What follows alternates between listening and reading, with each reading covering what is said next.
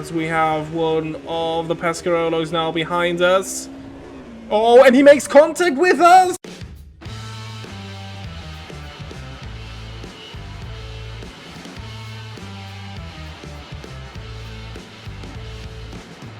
Hello guys, and welcome back to a 2005 Le Mans Endurance Series in Automobilista 2, where we see the final race of the season today, as we're going to compete in the Petit Le Mans at Road Atlanta. We're still in a championship fight with our number 18 Roll Center Racing Dallara SP1 as Vanina X, but we're going into this final race of the season with an 8-point lead over the number 1 ADT champion racing Audi R8 LMP, driven by JJ Lehto. Again, this is one of the races which wasn't part of the European-focused Le Mans Endurance Series, but the American Le Mans Series that year, but seeing as we kind of merge these two together here, this is a fitting season finale. And here is how we are going into this race. We need to finish P6 to clinch the championship, even if Lehto wins, but this is a tough ask seeing as he's on the front row alongside Sohail Ayari's Pescarolo, and we're all the way down in 10th, last in the LMP1 class. And as you see the rest of the grid cycle through, this gives me the opportunity to tell you that this will be a 1-hour race with time accelerated times 10. We start at noon and drive into the night, in which a new champion will be crowned, and hopefully it is us this time. So, let's go racing at Road Atlanta. And here we are then, starting this final race of the season already. We are kind of past our teammates, so we start in P9 actually, even though it should have been 10th. Well, one of these Automobilista 2 things, as into the first corner, uphill right-hander, we already challenged Tom Christensen. Through the S's we go. This is pretty much single file running through here. Very technical, especially the blind entry will be a challenge, and I expect some mistakes from me there. We've raced at Road Atlanta once, we did the Petit Le Mans once in our IMSA 2024 season. Back then, it was also a race for the championship. I lost it then in the GTD Pro class as I was driving as Rexy. So yeah, let's try to shake off these not so nice memories as we're going past Tom Christensen on the long straight, which will lead into turn 10. The chicane that is probably the circuit's best overtaking zone. So already we're up to 8th. This is good. Top 8 score points. 3 points is all we need to clinch the championship, even if Lehto wins.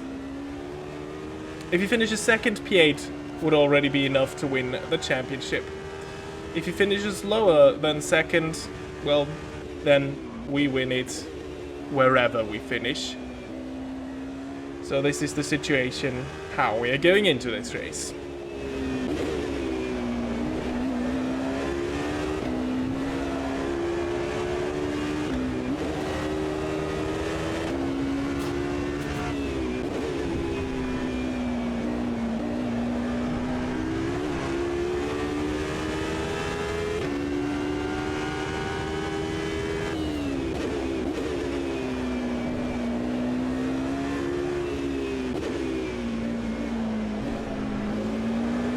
And already up to 7th we are. Jonathan Cochet, finally with a better starting position today for the second of the Courage C60s. So we are now trailing Emmanuel Collard and the Pescarolos, which I expected to be more of a challenge for the Audis. They only won one race, and already we are kind of past him. He's coming back though. Round there outside, down the final corner that goes downhill, so we have to stay behind for the moment.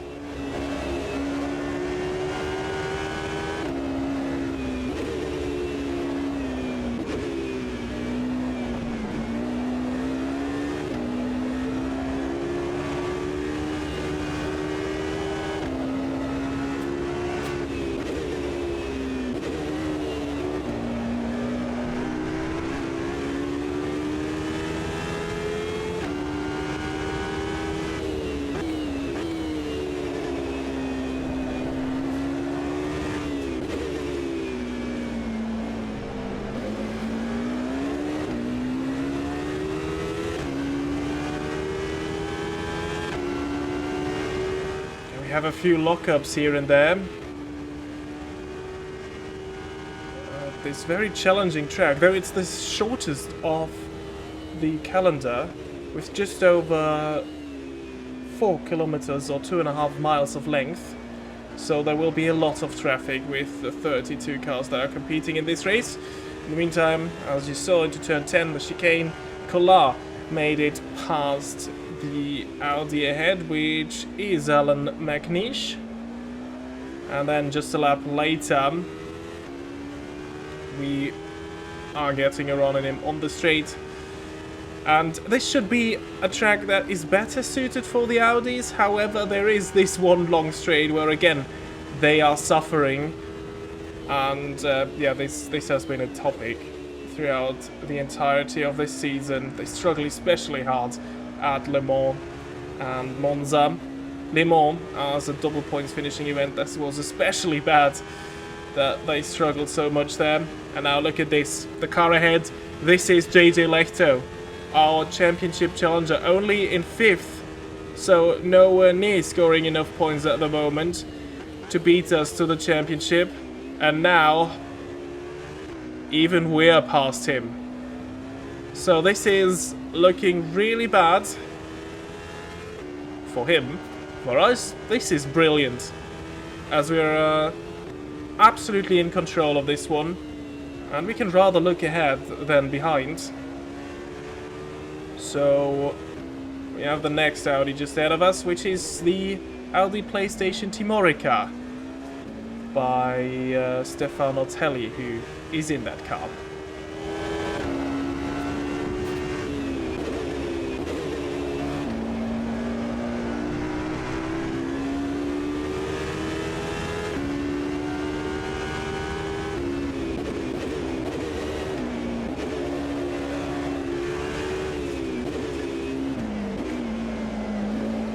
Again, look how quick we were able to close that gap, and already 8.5 minutes into this race, I think we're approaching traffic.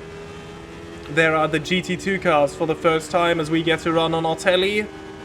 Make it by him, and then here, oh, it gets very tight with Anthony Beltoise into the braking for turn 10. We briefly have to drop behind, but then at the exit we move past, and then through the final corner we are also past Joe Macari in the Certec Ferrari.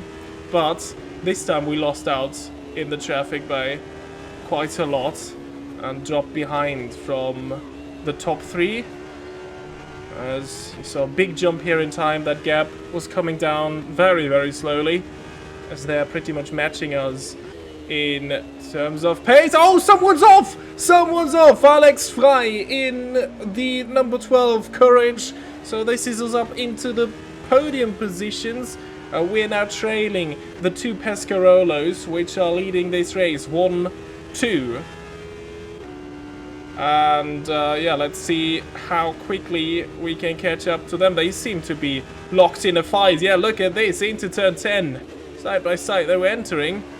And now they're approaching some more GT1 traffic. So let's see what we can do.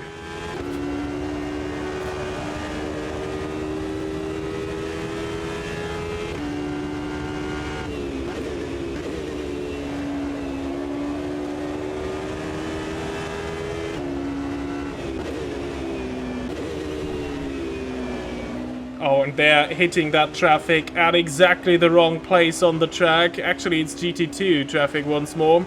The S's, this is really not where you want to meet them. There is one of the Paul Belmondo GT1 wipers. I think, yeah, the Pescarolo there went for the wrong side. He's still down our inside. We leave him the space, but we move fully ahead now. And I think that was Emmanuel Collard that we've passed now, making use of that GT1 traffic, and already we're building a bit of a gap. Still, Ayari in the race lead. He retained that gap that he had earlier. He made it past the traffic quite easily. Oh, this has to be a late braking maneuver against Peter Cox in the Lamborghini. But still, that one worked.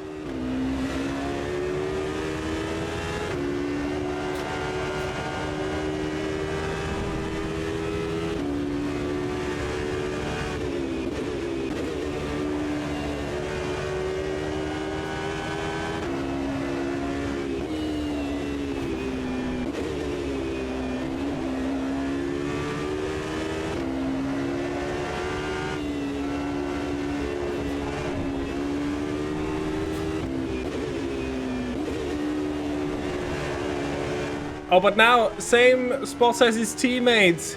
He loses a lot of time behind Daryl or Young. And then into the two right-handers. We have a brief look, so he knows we're there now.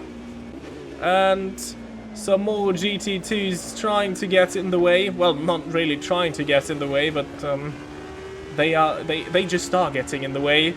This is a good run. We even get the inside line. Ari drives in the middle of the road, tries to defend that one, but nothing he can do. As we take the lead of that race, not even 20 minutes in, and we move from the back row of the grid to P1. So things are going well here at Road Atlanta so far. However, it was time to stop a couple of minutes later for the first time. This will be a two-stop race for us. This time we will go for fuel and fresh tires. The second one will be later in the evening, so I won't take fresh tires there to not have to warm them up with much less sun shining down on the track. Again, 52-second pit stop. Out the pits we go. We briefly drop to 5th in class, which is to be expected. I guess the Audis, once again, they are extending their first stint because they are more fuel efficient. This is their advantage, and this could also be something where they come back later this race. We saw it happen at Silverstone, we saw it happen at the Nürburgring. We move up to P4, as one of the cars apparently has already been in and is now behind us. As through the S's we go once again. Oh, losing a bit of time there behind the GT2 Ferrari. And then the Thierry Perrier Porsche of Anthony Beltoise as well. That has lost us a lot of time. As we have one of the Pescarolos now behind us. Oh, and he makes contact with us! And I try to correct that to not spin around, but I go off the track and have a small touch there with the wall. We drop down 2 positions, down to 7th in class. No critical damage to the car, luckily. So we can carry on, but that has cost us a lot of time, and I feel like he just took us out there. So, here is a replay of what actually happened. This is us making it down the S's, being held up there by these 2 GT2 cars ahead, and this is why Sohail Ayari gains behind us, and then, yeah, he kind of half-heartedly goes for a move. Difficult to tell from this perspective, but let's look at his onboard, and I think that one shows a much clearer picture. He wasn't nearly enough alongside to be warranted any space there, I think. Yeah, so I would say this is Ayari's fault, but let me know in the comments down below what you think of that incident. But it wasn't too bad. We were still running 7th. Well, that's actually not so good news, considering we came into the pits as the race leader, and the Audis have now also stopped. But, again, we only need P6 to be absolutely sure, and we almost are in that position. We just need to pass Alan McNeish just ahead of us. And I think even ahead of him, that is already JJ Lehto, who still is only running in P5. So I think we are still absolutely fine in terms of the championship. Of course, it would be nice to win this race, but after all, I'd be happy with the championship. Yeah, some more traffic. I mean, pretty much every lap you will have traffic now. We go down the S's. Lost a bit of time because I missed the apex by quite a lot there. Sun is becoming an issue downhill here.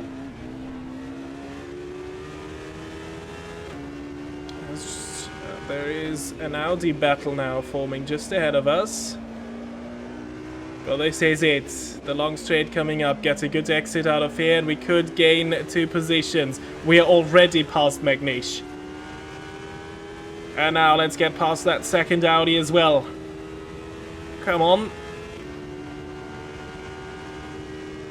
And past Lehto we go once more. Up to P5. 9th overall, because the LMP2s haven't pitted yet. But this will happen over the next few laps as well. Oh, as there's a bit of contact with Lehto, who I think locked with our left rear. And then we forced him wide. It's Christensen back through. Bit of controversy here as well. As I actually forgot to record a replay of that incident. I'm very sorry. But, yeah, we were continuing. So was Lehto. Past Christensen, we tried to go. Oh, there is Cochet, who is a lap down. Don't know what happened to him. He must have had a crash or something. He's now so far behind. In the middle of the LMP2s, actually. Which are now being lapped, as all of them have completed their pit stops. You can see it. We're back into 5th overall as well now. Losing a lot of time there through the final corner, but then through the S's. Oh, and now a lot of traffic we're going to hit at the S's. I think this is even... Oh, this is LMP2, GT1 and GT2 traffic at the same time. Oh, heavens. Okay, past one of the Vipers. There's the second Viper. Oh, there's a bit of contact. We run wide. Oh, and then we get a hit from behind and we're round. We managed to spin the car around quite quickly. We're still in 8th. As the dust settles there. Luckily we were off the racing line, but let's have a replay here as well. So, past one of the Vipers. Then there is a lot of room. I think he kind of comes over as if we are not there, and then...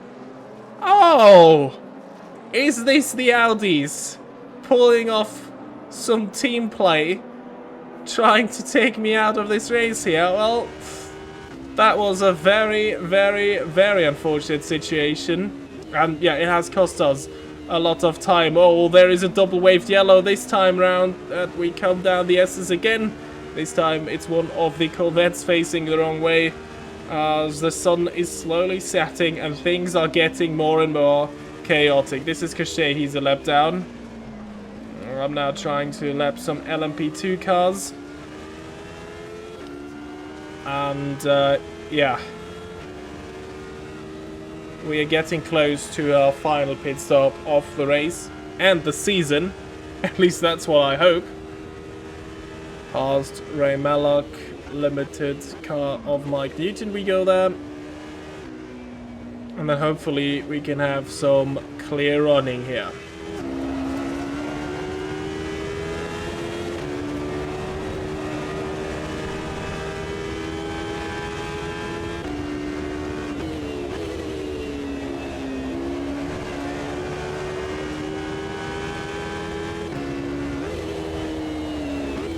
Oh, some smoke, another double wave yellow. Alex Frey is off the road as I run wide there and rejoin via the alternative layout down the S's. I think that's the moto layout.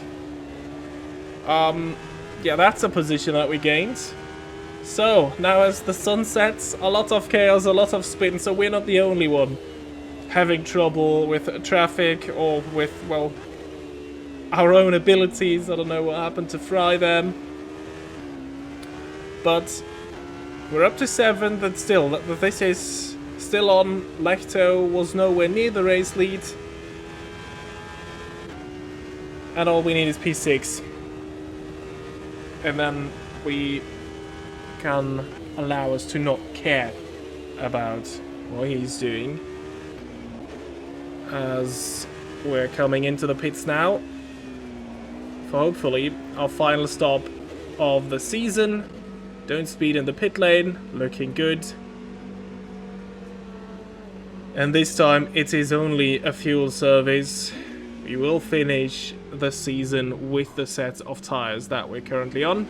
And therefore it was also a much shorter pit stop. We drop down to P9 in class and overall. As we're going back to racing speeds out the pits.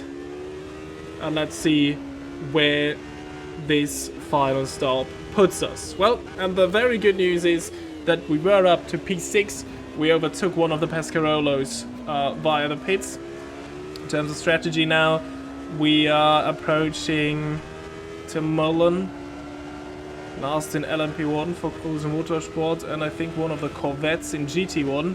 Oh, unfortunate spot on the track. They're trying to lap each other, and then, oh, this is really bad. What are they doing? I tried to go down the middle. There is contact with the Corvette. I think I was a bit too eager there. Into the wall we go. And this time, there was something wrong with the car. I think, yeah, look at this. Look at this. Something is broken. I need to come into the pit lane. Just as I was about to say, just stay in this P6 for 10 more minutes. Well, now we had a big issue on our hands. I think once again we have lost the rear wing with that contact, because I am lacking a lot of downforce and I'm threatening to lose the car at every turn. So I have some aero damage, I have some suspension damage, so I need to get that one fixed. We had that at Spa. It shouldn't take too long, to be honest, but it could be enough for us to lose a lot of positions. This is Freipass. Cochet, well, he's a lap down still. Oh, we might come out right with him, though. No, I think we should still be out of him. But let's see. I have to come into the pits now, and this could be a nail in the coffin for a championship, because the Audi is still out there, still waiting for their last pit stops. And that could be a huge advantage for JJ Lehto. So let's see. Out the pits we go. We're still ahead of Cochet, but we're down in P13 overall, so in the middle of the LMP2s. And even worse, we are a lap down on the Audis now. And this could not have gone any worse these last 10 minutes. And I can tell you, JJ Lehto, he was in the lead. I kid you not, he was in the lead at this point. I was out the points. I need to finish P6 to score enough points to still retain the championship lead. But he was leading. As I again run wide here. Powering through, but look at that! Look at that! That was Lehto! Lehto by the sidelines, spinning out!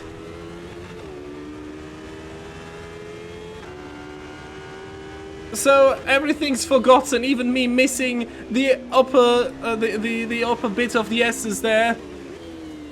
Oh, should have lifted probably a bit more.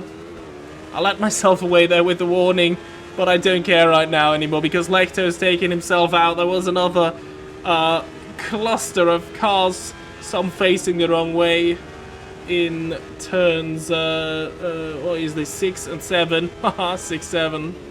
Right. Yeah. We are in the lead of the championship again. And just ahead of us are now the other Audis, which I think are now battling the Pescarolos for the race lead. As we're trying to get past Val Hillebrand, who we are actually racing. These LMP2s. Yeah. Up into 11th we go. Into the S's. Oh, as again, I almost run wide there. And then I think, let's look at the replay. Here is Lehto, still leading. Coming down turn 1. And now let's see, what happened? Is it these two GT2 cars that get in his way? He passes them cleanly. Oh, he lost it on his own. He lost it on his own down the hill, and it's a heavy impact into the wall as well. So maybe there might even be some damage. This was us passing him down there. Oh, did something break? Well, we don't care anymore. Time's over. Ahead of us, the race leaders are just about to cross the finish line. As we're coming towards turn 10 one final time. Get the braking right, which we do. Then once more, up the hill, through the bridge. And then We finish outside of the points for the first time this season, but we don't need to care because we still win the championship. And here then is the confirmation of the results of the Petit Le Mans. Emmanuel Collard wins from Trump Christensen and Stefan Ortelli, Alan McNeish, all within a second. This was the group of cars just ahead of us. That JJ Lehto, with I think 3-4 minutes remaining, was still at the head of, even with the 2-second gap. Well, ultimately he only finished 6th, 18 seconds down. Further down we go, we see us finishing 11th overall behind 2 of the LMP2 cars. Bastien Brière wins for Shertech Motorsport, and Mike Newton, again, top V8 powered car in LMP2, finishes 2nd there. Look at that, Jonathan Cochet all the way down there in P17. In GT1 it's another Aston Martin 1-2, Pedro Lamy ahead of Darren Turner once more. Oliver Gavin completing the podium, which I think should be very good news for Corvette in the championship as well. And then GT2, it's a win for Ferrari. Fabio Pepini ahead of Butch Leitzinger, the Risi Competizione Ferrari. Mark Lieb, championship leader. I think P3 today is still enough to clinch the championship, but we will take a look at this right now. Here are the final results in LMP1. JJ Lehto closes the gap down to 5 points, but it's not enough. The season is over. P6 was not enough for him, and even Tom Christensen with that P2 has drawn equal there. And then here, final LMP2 standings. Gareth Evans, he was already confirmed championship winner. Last time he also had a horrid race compared to his standards. Bastien Brière takes 2nd with that win today. Mike Newton, top of the V8 powered cars, finishes in the top 3 of that championship, which I think, well done on him. They had a fuel advantage, but still, they had a fuel disadvantage, but still he finished in the top 3 of the championship. And then GT1, that win today was not enough for Pedro Lamy. He still is 2nd behind his championship rival and teammate Darren Turner. P2 was enough for him. Benjamin Leuenberger holds on to 3rd, but then the 2 Corvettes move past Peter Cox and Jean-Michel Papola and finish 4th and 5th. After a very, very weak start to the season, they managed to somewhat claw it back in the end. And then here, confirmation of what I already teased in GT2. Mark Lieb wins the championship ahead of Fabio Pepini, who's, yeah, unwell race at the Nürburgring. I think that is what cost him the championship, as he looked set to win it for a long time here this season. But anyway, that has been it with the Le Mans Endurance Series 2005 in Automobilista 2. But fear not, a new season is already on the way, and you have voted for the 2019 IMSA Sports Car Championship that will be up next. This one starts in 2 weeks, so subscribe to not miss that. Leave a like if you did enjoy this video, and I hope to see you all the next time. Until then, goodbye.